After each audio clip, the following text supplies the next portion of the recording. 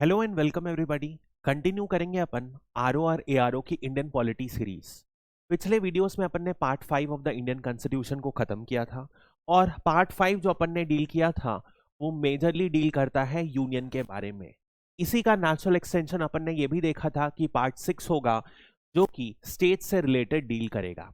अब जैसे कि अपन ने पार्लियामेंट के बारे में बात किया था, बिल्कुल सारे के सारे प्रोविजंस यहां पर सिमिलर होंगे। तो as we had seen that जो पार्लियामेंट कंसिस्ट करता है वो लोकसभा, राज्यसभा और प्रेसिडेंट मिला के कंसिडर करता है, क्योंकि बिना प्रेसिडेंट के एसेंट के कभी भी बिल एक्ट नहीं बनता है। बिल्कुल उसी तरह ही यदि अपन स्टेट लेजिस्लेचर की बात करें तो वो भी कंसिस्ट करेगा लोअर हाउस यानी कि लेजिस्लेटिव असेंबली, अपर हाउस यानी कि लेजिस्लेटिव काउंसिल और गवर्नर। गवर्नर भी एक इंपॉर्टेंट पार्ट होगा।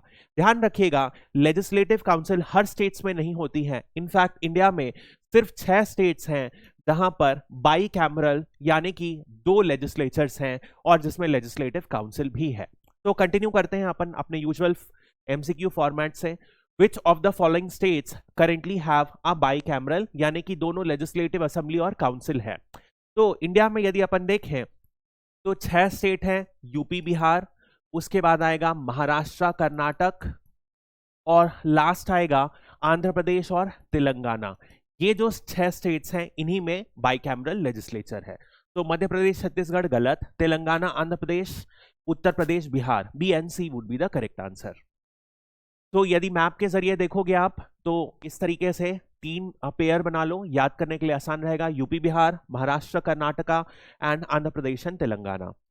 नेक्स्ट अपन बात करते हैं which of the following procedures must be adopted for creation of legislative council in a state. Legislative council किसी स्टेट में कैसे बनेगी? तो ध्यान रखिएगा, इसमें दोनों का दोनों इन्वॉल्वमेंट होगा। फॉर एग्जाम्पल मान लीजिए अपन एक स्टेट लेते हैं राजस्थान।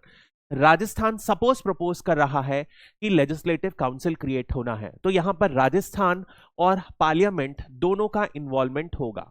तो राजस्थान को इस बिल को स्पेशल मेजॉरिटी से पास करना पड़ेगा और पार्लियामेंट को इस बिल को सिंपल मेजॉरिटी से पास करना पड़ेगा। सिंपल मेजॉरिटी मतलब बहुत ही सिंपल होता है, जितने भी मेंबर्स आज की डेट में जब इस बिल को इंट्रोड्यूस किया जाएगा वो प्रेजेंट हैं उसके 50% से ज्यादा।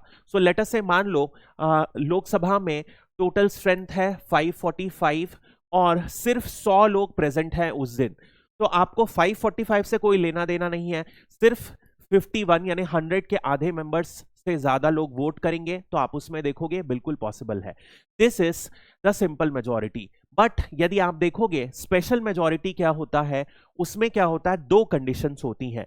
सबसे पहले यदि आप देखोगे वो होता है 2/3 ऑफ द मेंबर्स जो प्रेजेंट हैं और वोट कर रहे हैं, प्लस यानी एक और एडिशनल कंडीशन है, जो ये टोटल मेंबर्स हैं वो हाफ ऑफ द मेंबर से ज्यादा होने चाहिए। यानी कि फॉर एग्जांपल अपन एक लेते हैं लेजिस्लेटिव असेंबली जिसमें कि 300 स्ट्रेंथ है, तो 300 स्ट्रेंथ है और मान लीजिए उसमें जो प्रेजेंट है वो लेट से 120 प्रेजेंट है। तो आप ध्यान रखिएगा 1/3 डिवाइडेड बाई 1/3 इंटू 2 यानी कि इसका 2/3 जो प्रेजेंट होगा और इसका हाफ यानी कि 150 प्रेजेंट, टोटल के 150 से ज्यादा वोट करने चाहिए और 120 के 2/3 से आप मल्टीप्लाई करोगे सो 80, यानी कि 80 मेंबर्स इसमें हाँ बोलने चाहिए and this 80 should be greater than half of the members यानी कि 150। बिकॉज 80 स्मॉलर देन 150 तो इस केस में ये बिल पास नहीं होगा। यानी कि सबसे पहले 2/3 ऑफ द प्रेजेंट मेंबर्स को वोट करना पड़ेगा और ये जो फाइनल कैलकुलेट आएगा ये half of the strength of the assembly से ज्यादा होना चाहिए। This is the basic idea. तो Parliament passes a resolution by State Assembly passes the resolution by special majority and approved by Parliament through a simple majority। यही answer हो जाएगा। तो यदि क्रिएट करना है या अबॉलिश करना है, दोनों के दोनों में सिमिलर प्रोसेस ही फॉलो किया जाता है। Next, what is the maximum and minimum strength of legislative assembly in the Indian state? अब ध्यान रखिएगा, जैसे कि लोकसभा हो गया या राज्यसभा, उसमें मैक्सिमम स्ट्रेंथ दी हुई है संविधान में। जैसे कि लोकसभा के केस में अपन ने देखा था 552, राज्यसभा के केस में अपन ने देखा था 250। बट हर स्टेट के बारे में लेजिस्लेटिव असेंबली की क्या स्ट्रेंथ होगी ये संविधान में नहीं लिया गया है। यहां पर सिर्फ एक वैल्यू दी गई है मैक्सिमम और मिनिमम की। तो जो मिनिमम वैल्यू है वो क्या दी गई है 60, और जो मैक्सिमम वैल्यू दी गई है 500। इन दोनों के बीच में ही होनी चाहिए जो वैल्यूज हैं। तो the maximum strength is fixed eight 500 while the minimum strength is 60 depending on the population. However इसके अलावा भी आप याद रखिएगा कुछ स्टेट में एग्जेम्पशंस हैं, तो वो स्पेशल सर्कमस्टेंसेस में आर्टिकल 371 में कुछ एग्जेम्पशंस इंट्रोड्यूस किए गए हैं, जहां पर जो स्ट्रेंथ है यदि 60 से भी कम हो सकती है लेजिस्लेटिव असेंबली की। तो उसमें कुछ स्टेट्स की मिनिमम स्ट्रेंथ जो है वो 30 है, जिसमें अरुणाचल प्रदेश, सिक्किम और गोवा आता है। और नॉर्थ ईस्टर्न के दो और स्टेट मिजोरम और नागालैंड की स्ट्रेंथ भी 60 से कम 46 है। ये सब स्टेट्स की स्ट्रेंथ ध्यान रखिएगा क्योंकि संविधान में ये एग्जेम्पशंस लेड डाउन है। इसके अलावा जो अपन ने पार्लियामेंट के केस में पढ़ा था वो सारे के सारे चीजें यहां पर अप्लाइड होती हैं कि जो भी सीट्स हैं वो कैसे इलेक्शन होता है। सबसे पहली टेरिटोरियल कंस्टिट्यूएंसी में डिवाइडेड रहते हैं और इस टेरिटोरियल कंस्टिट्यूएंसी में बेसिकली वोटिंग होती है। इनमें में से सीट्स जो है एससी और एसटी के लिए कुछ ना कुछ रिजर्व्ड रहती हैं, ये भी होता है। और हर सेंसस के बाद जो अपन ने देखा था डीलिमिटेशन होता है ताकि जो कंस्टिट्यूएंसी की पॉपुलेशन रहे मोर और लेस बराबर है। सपोज ये स्टेट है तो टेरिटोरियल कंस्टिट्यूएंसी में ऐसे डिवाइड किया जाता है कि मोर और लेस हर कंस्टिट्यूएंसी की पॉपुलेशन बराबर रहे ताकि हर वोट की एक ही वैल्यू रहे। ये अपन ने डेप्थ में पढ़ा है। इसके अलावा जो अपन ने पार्लियामेंट में पढ़ा था जो 42nd और 84th कॉन्स्टिट्यूशनल अमेंडमेंट एक्ट हैं वो दोनों यहां पर भी लागू हैं। 42nd कॉन्स्टिट्यूशनल अमेंडमेंट ने क्या किया था, इस डीलिमिटेशन एक्सरसाइज को 2000 तक फ्रीज कर दिया था और 84th कॉन्स्टिट्यूशनल अमेंडमेंट एक्ट ने इसे 2026 तक फ्रीज कर दिया। तो जो पार्लियामेंट में ये सारे प्रोविजंस हैं वो बिल्कुल यहां पर भी सिमिलर ऐसे ही लागू हैं। नेक्स्ट अपन बात करते हैं how are the members of legislative council selected in India. तो लेजिस्लेटिव काउंसिल किसके इक्विवेलेंट है, राज्यसभा के इक्विवेलेंट है। तो राज्यसभा में याद कीजिए कैसे सिलेक्शन होता था। राज्यसभा में 238 मेंबर्स को इनडायरेक्ट इलेक्ट किया जाता था, इनडायरेक्ट इलेक्शन होता था। और बचे कुचे जो 12 मेंबर्स थे वो नॉमिनेट होते थे प्रेसिडेंट के द्वारा। ऐसा ही बिल्कुल सिमिलर प्रोविजन स्टेट में भी होता है जिसमें क्या होता है 1/6 मेंबर जो हैं वो नॉमिनेट होते हैं गवर्नर के द्वारा और बचे कुचे 5/6 मेंबर जो होते हैं इनका इनडायरेक्ट इलेक्शन होता है। तो बिल्कुल सिमिलर वैसा ही प्रोविजन है। तो क्या members are directly elected by citizen of the state? नहीं, जो डायरेक्टली इलेक्शन होता है वो लेजिस्लेटिव असेंबली का होता है। CM appoints the member, CM का कोई भी रोल नहीं रहता अपॉइंटमेंट में, तो ये ऑप्शन गलत हो गया। मेंबर्स आर इनडायरेक्टली इलेक्टेड, ये अपन ने देख लिया। Plus members are also nominated by governor. तो members are nominated by president, गलत। प्रेसिडेंट राज्यसभा के केस में नॉमिनेट करता है, लेजिस्लेटिव काउंसिल के केस में कौन नॉमिनेट करता है, गवर्नर। नेक्स्ट अपन बात करते हैं how is the composition of legislative council determined in India. अब देखिए काउंसिल का जो एग्जैक्ट प्रोपोर्शन है वो कैसे डिटरमाइन होगा वो आपको समझना है। अब संविधान में लिखा हुआ है कि जो स्ट्रेंथ होगी लेजिस्लेटिव काउंसिल की उसका एक क्राइटेरिया दिया हुआ है। क्या दिया हुआ है क्राइटेरिया? कि जो मिनिमम होनी चाहिए उसी का केवल दे रखा है। मिनिमम होनी चाहिए 1/3 of the seats of legislative assembly और this number should be greater than 40, ये क्राइटेरिया दिया हुआ है। अब मान लीजिए यदि किसी स्टेट की फॉर एग्जांपल 90 सीट्स हैं लेजिस्लेटिव असेंबली में तो उसका 1/3 कितना हो गया, 30। लेकिन 30 सीट्स एक्सेप्टेबल नहीं होगी क्योंकि मिनिमम क्राइटेरिया कितना दे रखा है संविधान में, 40। तो इसे बढ़ा के 40 करना होगा। लेकिन एक्चुअल नंबर कैसे डिसाइड होता है, ये तो बस मिनिमम दिया गया है। एक्चुअल नंबर डिसाइड होता है पार्लियामेंट के द्वारा। पार्लियामेंट फाइनली जब लॉ पास करती है, जो अपन ने देखा सिंपल मेजॉरिटी से पास करती है, तो पार्लियामेंट एग्जैक्ट रेंज डिसाइड करती है कि कितने नंबर सेलेक्ट होने चाहिए। तो the members of legislative councils are directly elected by the people, बिल्कुल गलत है। असेंबली का डायरेक्ट इलेक्शन होता है।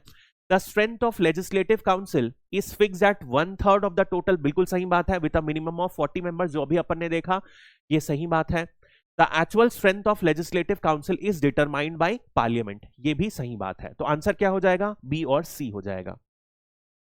नेक्स्ट अपन बात करते हैं, how are the members of legislative council selected. अभी अपन ने देखा था 1/6 मेंबर जो होते हैं वो क्या होते हैं, गवर्नर के द्वारा नॉमिनेट किए जाते हैं, और 5/6 जो रहते हैं उनका इनडायरेक्ट इलेक्शन होता है। इसके बारे में अपन थोड़ा सा डेप्थ में पढ़ेंगे। पहले देख लेते हैं question. The governor of a state can nominate 1/6 of the legislative council members.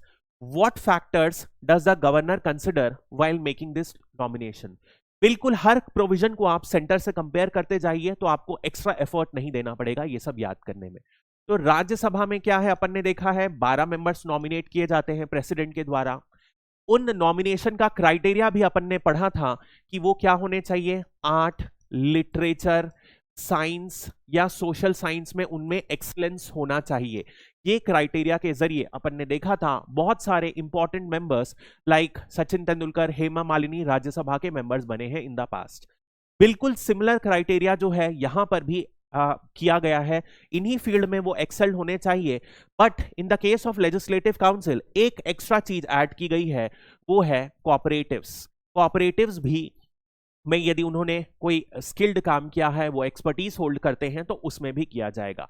यानी कि nomination of the legislative council में एक एक्स्ट्रा टाइटल ऐड है।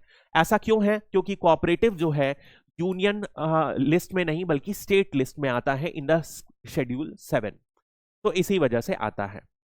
तो देख लेते हैं, पॉलिटिकल एफिलिएशन बिल्कुल गलत। पर्सनल कनेक्शन एंड रिकमेंडेशन, ये तो भैया अलग ही ऑप्शन हो गया। Distinguished contribution and expertise in the field of literature, science, art, social science and cooperative movement. ठीक है, ध्यान रखना है ये बात, बिल्कुल अच्छे से इसमें ध्यान रखिएगा। नेक्स्ट अपन बात करते हैं, अब देखिए जो 1/6 नॉमिनेशन है वो अपन ने देख लिया। अब इलेक्शन कैसे होता है ये समझिए कि ये जो 5/6 मेंबर हैं इनको इनडायरेक्टली इलेक्ट किया जाता है। इनडायरेक्ट इलेक्शन मतलब कि आप किसी को जिसको सेलेक्ट किए हो वो सेलेक्ट करता है फाइनली आपके बिहाफ में। तो उसमें जो 1/3 मेंबर्स हैं वो सेलेक्ट होते हैं लोकल बॉडीज के मेंबर्स के द्वारा। लोकल बॉडीज मतलब हो गया जैसे कि पंचायती राज इंस्टीट्यूशन, डिस्ट्रिक्ट बोर्ड जो रहते हैं, अर्बन लोकल बॉडीज, इन सारे के सारे मेंबर्स लोग मिलके वोट करते हैं और 1/3 मेंबर्स को सेलेक्ट करते हैं। उसके बाद 1/3 मेंबर जो रहते हैं वो पार्लियामेंट्री के जो लेजिस्लेटिव असेंबली के जो रहते हैं वो लोग वोट करते हैं। लेकिन इसमें एक कंडीशन है कि ये खुद से वोट नहीं करते हैं, दूसरे मेंबर्स को सेलेक्ट करते हैं, इलेक्ट करते हैं। और उसके बाद 1/12 जो मेंबर्स हैं वो 3 साल से जो ज्यादा ग्रेजुएट हैं और यही सेम स्टेट में रह रहे हैं उनसे वोट करते हैं। और ऐसा ही क्राइटेरिया 1/12 जो है वो टीचर्स हैं जो 3 साल से ज्यादा काम कर रहे हैं उनसे अपॉइंट करते हैं, इलेक्ट करते हैं। ये सारे इलेक्टेड बॉडीज हैं। तो 1/3 मेंबर्स कौन करते हैं, जो लोकल बॉडीज है। 1/3 मेंबर्स कौन करते हैं, लेजिस्लेटिव असेंबली के मेंबर्स। और 1/12 स्टूडेंट्स और टीचर्स करते हैं। ये सारा इलेक्शन है। और 1/6 जो है वो नॉमिनेशन हो जाता है गवर्नर के द्वारा। अब जो असेंबली होता है वो किसके समान है, लोकसभा के समान। और काउंसिल जो है वो राज्यसभा के समान है। तो यहां पर बिल्कुल डायरेक्ट इलेक्शन होगा, हर 5 साल में होगा। 5 साल के बाद ये ऑटोमेटिकली डिसॉल्व हो जाएगी। और जो जो प्रोविजन लोकसभा के जो अपन ने पढ़े थे सारे के सारे यहीं पर अप्लाइड होगा। जैसे कि याद कीजिए नो कॉन्फिडेंस मोशन, यदि नो कॉन्फिडेंस मोशन पास हो गया तो क्या होगा, ये डिसॉल्व हो जाएगा। 5 साल हो जाएगा तो भी डिसॉल्व हो जाएगा। 5 साल किस डेट से होता है ये सब अपन ने पढ़ चुका है। जो फर्स्ट सिटिंग होती है उससे 5 ईयर कैलकुलेट किया जाता है। इसके अलावा जैसे कि राज्यसभा डिसॉल्व नहीं होता है उसी तरीके से लेजिस्लेटिव काउंसिल भी जो होती है वो एक परमानेंट बॉडी होती है जिसमें 2 साल में 1/3 ऑफ द मेंबर रिटायर होते हैं। इसीलिए इसके 6 साल के टर्म में क्या होता है, 1/3 ऑफ द मेंबर्स रिटायर होते जाते हैं। इसी तरीके से now what is the minimum age requirement for member of assembly and member of council. तो जो मिनिमम एज लोकसभा के लिए क्या थी, 25 साल। वहीं राज्यसभा के लिए क्या थी, 30 साल। तो यही क्राइटेरिया यहां पर भी अप्लाइड होगा। असेंबली के लिए 25, काउंसिल के लिए 30 साल। तो 25 ईयर्स फॉर बोथ गलत, 30 ईयर्स फॉर असेंबली गलत, 25 years for assembly and 30 years for legislative council. Next अपन बात करते हैं कॉन्स्टिट्यूशनल क्वालिफिकेशन, जो अगेन पार्लियामेंट्रियन की क्वालिफिकेशन है, सारी की सारी वही क्वालिफिकेशन है। सबसे पहले भारत का नागरिक होना चाहिए, उसके अलावा ओथ लेना पड़ेगा। In the case of MPs ये ओथ कौन दिलाता है? प्रेसिडेंट। लेकिन यहां पर ओथ कौन दिलाता है? इलेक्शन कमीशन या उनके अपॉइंटेड एजेंट। एज रिक्वायरमेंट अपन ने देख लिया, और कोई भी पार्लियामेंट जो एडिशनल क्वालिफिकेशन स्पेसिफाई करे, उसके तहत अपन ने देखा था representative of people act 1951 incorporate किया गया था, और वही कंटिन्यू होता है अभी भी। उसी के तहत आप देखोगे यहां पर इनकॉर्पोरेट किया गया है। ठीक है। नाउ यदि कोई एमएलए क्या होता है, डिस्क्वालिफाइड हो जाता है, तो इसमें क्या होता है, गवर्नर का डिसीजन फाइनल होता है।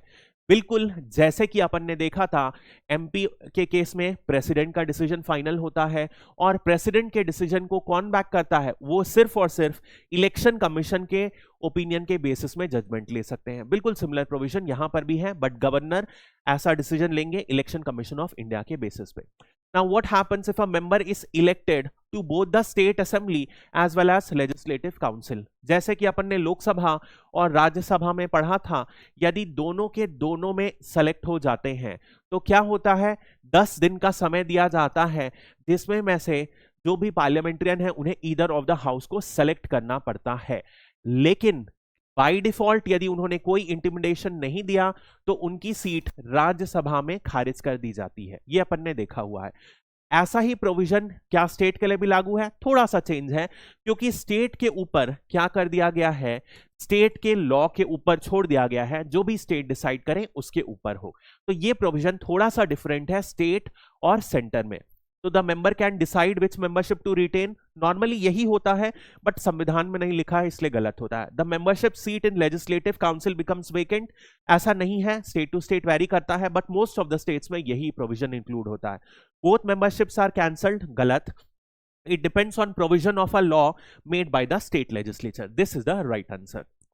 नेक्स्ट अपन बात करते हैं, बिल्कुल जैसे ही अपन ने वेकेशन ऑफ सीट्स बात करी थी, क्या होता है डबल मेंबरशिप के केस में, या तो किसी के तहत डिस्क्वालीफाई हो जाए, इसमें दो क्राइटेरिया हैं, संवैधानिक डिस्क्वालिफिकेशन या तो फिर क्या होगा रिप्रेजेंटेटिव ऑफ पीपल एक्ट 1951 के तहत डिस्क्वालिफिकेशन, जिसमें अपन ने अगेन फिर क्राइटेरिया ऑलरेडी पढ़े हुए थे कि 2 साल से ज्यादा की इम्प्रिजनमेंट सेंटेंस मिल जाए, वो सती डाउरी जैसे प्रैक्टिस करते हुए इम्प्रिजनमेंट उनको मिले, या एनमिटी प्रमोट करें या हेट्रेड प्रमोट करें डिफरेंट कास्ट ग्रुप्स के बीच में। तो ये जो क्लासिफिकेशन सारे अपन पढ़ चुके हैं।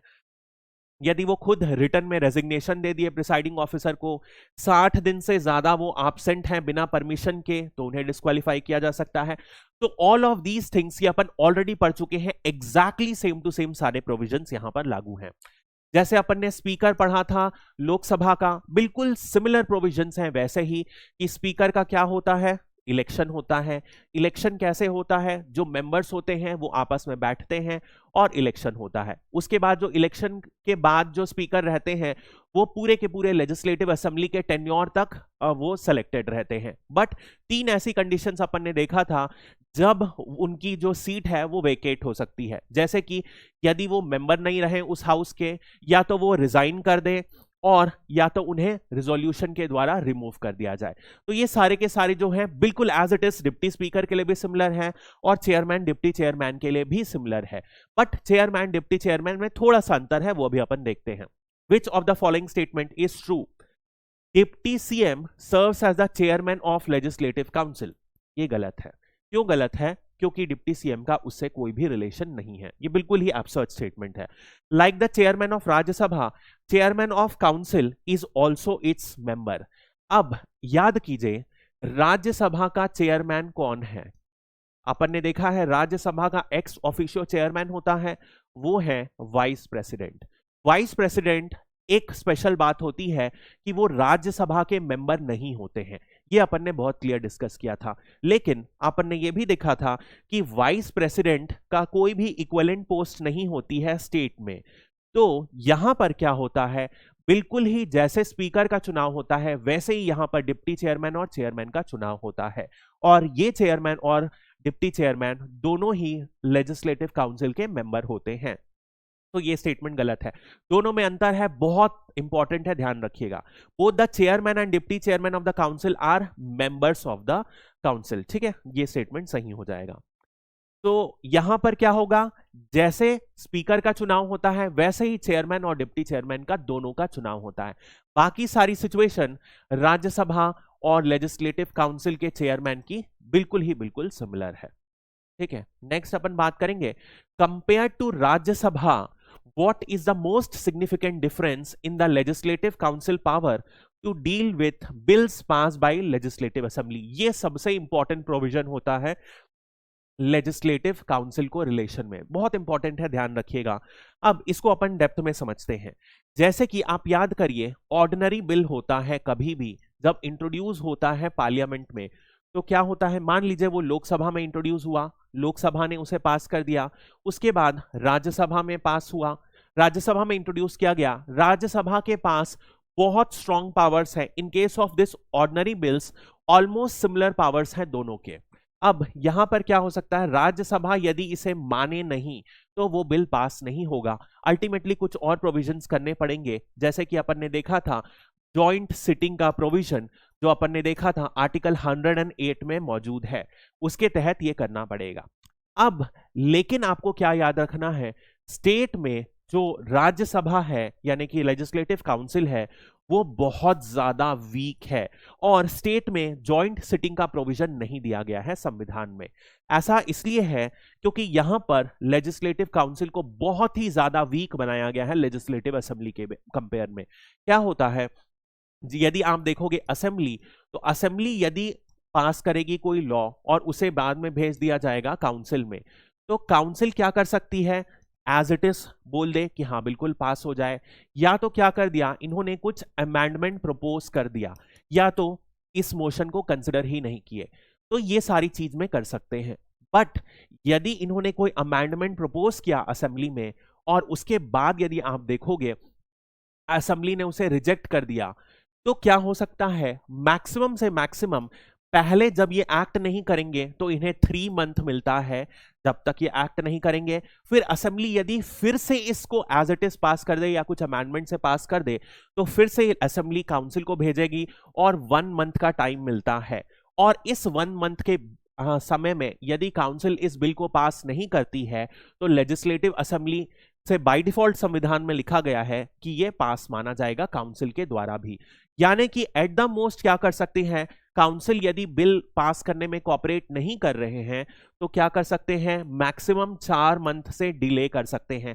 पहले 3 महीने जब पहली बार असेंबली ने काउंसिल को भेजा, और जब दोबारा यदि असेंबली पास कर दे 3 महीने के बाद, तो फिर से 1 महीने का टाइम देना पड़ेगा काउंसिल को। टोटल मिला के 4 महीने के अंदर उसे बिल को पास करना ही होगा। नहीं करेंगे तो बाय डिफॉल्ट माना जाता है कि वो बिल दोनों के द्वारा पास हो सकता है।